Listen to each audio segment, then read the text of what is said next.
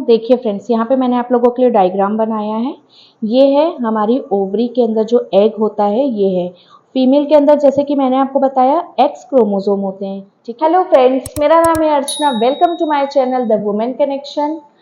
सो friends, आज का जो टॉपिक है वो बहुत ही इंटरेस्टिंग भी है एंड सेंसिटिव भी है। ऐसा इसलिए क्योंकि हर प्रेग्नेंट वुमेन एंड उनके रिश्तेदार, उनके घर वाले भी, हर कोई जानना चाहता है कि गर्भ में पल रहा बच्चा लड़का है या लड़की है।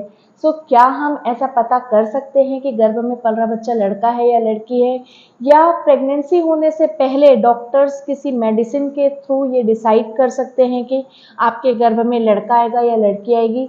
ऐसी बहुत सी बातें हम आज डिटेल में डिस्कस करेंगे। कौन सी बातें सच है, कौन सी बातें मिथ्स है, इसलिए वीडियो में एंड तक जरूर बने रहे एंड वीडियो को पूरा देखें। सो फ्रेंड्स, जब कोई लेडी प्रेग्नेंट होती है तो बहुत से जेंडर प्रेडिक्शन किए जाते हैं, बहुत तरीकों से बहुत सी बातें कही जाती है कि इस तरीके से पता चलेगा लड़का है या इस तरीके से पता चलेगा लड़की है। तो जो सबसे कॉमन प्रेडिक्शन किया जाता है वो है फीटल हार्ट रेट, जो अल्ट्रासाउंड की रिपोर्ट में लिखा होता है, जिसे FHR कहा जाता है शॉर्ट में।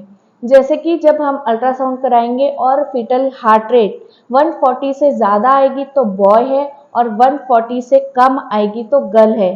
तो आपको क्या लगता है, ये सच है? क्या सच में ऐसा होता है कि फीटल हार्ट रेट से आप अंदाज़ा लगा सकते हैं कि गर्भ में पल रहा बच्चा लड़का है या लड़की है? जी नहीं, ऐसा बिल्कुल भी नहीं होता है। क्योंकि जब बच्चा ज़्यादा एक्टिव होगा, ज़्यादा मूवमेंट करेगा, तो ऑब्वियसली उसकी हार्ट रेट ज़्यादा आएगी। बट कई बार होता है कि अल्ट्रासाउंड के टाइम पे बच्चा सो रहा है या कम मूव कर रहा है तो उसकी हार्ट रेट कम आएगी। तो इससे ये बिल्कुल भी डिसाइड नहीं होता है कि उसका जेंडर बॉय का है या गर्ल का है। सो ये बिल्कुल मिथ है, इसमें बिल्कुल भी मत रहिएगा।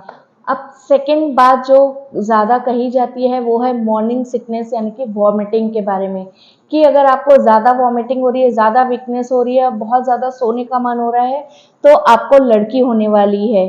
तो ये भी एक पूरी तरीके से मिथ है, क्योंकि ये जो भी कुछ आपको हो रहा है वो आपके हार्मोन्स चेंज होने की वजह से हो रहा है। आपके हार्मोन्स इतने ज़्यादा बढ़ रहे हैं इसलिए हो रहा है, ना कि इसलिए कि आपको गर्भ में लड़की है या लड़का है। क्योंकि किसी किसी को बहुत ज़्यादा मॉर्निंग सिकनेस होती है, बहुत ज़्यादा वॉमिटिंग होती है और उससे लड़का हो जाता है, और किसी किसी को बिल्कुल भी नहीं होता है। तो ये हर किसी का अलग अलग होता है कि किसी को ज़्यादा वॉमिटिंग होती है, किसी को कम होती है और किसी को बिल्कुल भी नहीं होती है। तो इससे आप जेंडर प्रेडिक्ट तो बिल्कुल भी नहीं कर सकते, ये एक मिथ है। एंड अभी मैं आगे आपको ये भी बताऊंगी कि बेबी का जेंडर कैसे डिसाइड होता है, पूरे डायग्राम के साथ समझाऊंगी, इसलिए वीडियो में एंड तक जरूर बने रहे। बहुत इंफॉर्मेटिव वीडियो है। अभी पहले हम और कुछ कॉमन मिथ्स के बारे में बात कर लेते हैं। एंड अब थर्ड कॉमन मिथ है कि अगर आपका पेट नीचे की तरफ दिखाई दे रहा है तो आपको बॉय होने वाला है, और ऊपर की तरफ दिखाई दे रहा है तो आपको गर्ल होने वाली है। तो ऐसा कुछ भी नहीं होता है। ये टोटली आपके मसल्स पे डिपेंड करता है कि आपकी मसल्स की टोनिंग कैसी है। अगर आपकी मसल्स टाइट है, टाइट टोनिंग की है, तो आपका पेट प्रेगनेंसी में ऊपर की तरफ ही दिखाई देगा, चाहे लड़का हो या लड़की हो। हाँ, बट ये हो सकता है कि आपकी सेकेंड या थर्ड प्रेगनेंसी हो तब आपको पेट नीचे की तरफ दिखाई दे, क्योंकि ऑलरेडी मसल्स लूज हो चुकी होती है। सो लोग और भी ऐसे बहुत से मिथ्स के बारे में बात करते हैं, जैसे कि प्लेसेंटा की पोजीशन। अगर प्लेसेंटा की पोजीशन इंटीरियर है तो लड़की और पोस्टीरियर है तो लड़का। तो ऐसा भी कुछ नहीं होता है, क्योंकि इसमें बहुत से साइंटिफिक रिसर्च भी किए गए हैं, पर उसमें भी कुछ भी 100% प्रूफ नहीं हुआ है कि ऐसा ही होगा। लोगों तो और भी बहुत सी बातें बनाते हैं कि अगर गर्भ में लड़की है तो माँ थोड़ी सी ग्लो चला जाता है, स्किन डल हो जाती है क्योंकि उसकी ब्यूटी लड़की ले लेती है, और अगर बॉय है तो ग्लोइंग स्किन हो जाती है, माँ सुंदर दिखने लगती है। बट ये सब आपके हार्मोन्स पे डिपेंड करता है, आपका हार्मोन कैसे काम कर रहा है, इससे आप जेंडर प्रेडिक्ट नहीं कर सकते हैं। ऐसा कुछ भी 100% प्रूफ नहीं है। तो चलिए अब जानते हैं एक्चुअली में होता क्या है एंड कैसे जेंडर डिसाइड होता है बेबी का।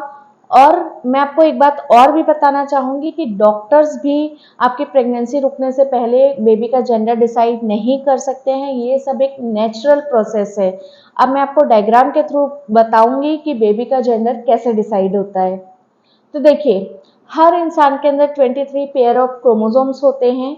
चाहे मेल हो या फीमेल हो, और अगर उसे डिवाइड किया जाए तो टोटल हो गए 46 क्रोमोसोम। बट मेल्स के अंदर होते हैं एक्स एंड वाई क्रोमोसोम्स, और गर्ल्स के अंदर यानी कि फीमेल्स के अंदर होते हैं एक्स एक्स क्रोमोसोम्स। तो अब मैं आपको ये डायग्राम के थ्रू समझाऊंगी कि कैसे बॉय और गर्ल क्या होगा, ये कैसे डिसाइड होता है। देखिए फ्रेंड्स, यहाँ पे मैंने आप लोगों के लिए डायग्राम बनाया है। ये है हमारी ओवरी के अंदर जो एग होता है, ये है। फीमेल के अंदर जैसे कि मैंने आपको बताया एक्स क्रोमोसोम होते हैं, ठीक है। और ये है मेल का स्पर्म। एक होता है एक्स क्रोमोसोम का और एक होता है वाई क्रोमोसोम का। तो अगर एक्स वाला क्रोमोसोम फास्ट अंदर जाता है, एग से मिल जाता है, तो ये हमारे पास तो ऑलरेडी एक्स ही होता है, तो ये एग और एक्स वाला स्पर्म मिल के क्या बन जाते हैं, एक्स और एक्स, यानी कि हमें मिलती है लड़की।